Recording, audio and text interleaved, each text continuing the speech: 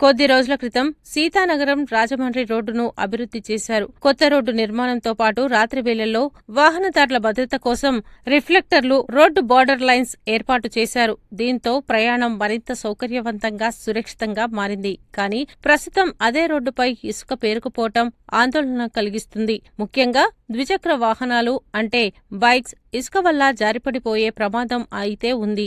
రాత్రి వేళల్లో ఈ ప్రమాదం మరింత ఎక్కువయ్యే అవకాశం కూడా ఉంది. ప్రజల భద్రత కోసం కోట్ల రూపాయలు ఖర్చు చేసి మంచి రోడ్డు నిర్మిస్తే వాటిపై ఇలాంటి పరిస్థితి ఏర్పడితే బాధ్యత ఎవరిది అనే ప్రశ్న స్థానికుల నుంచి వినిపిస్తుంది. రోడ్డుపై పేరుకుపోయిన ఇసుకను వెంటనే తొలగించి రోడ్డును ఎప్పటికప్పుడు శుభ్రంగా ఉంచాల్సిన అవసరం ఉంది.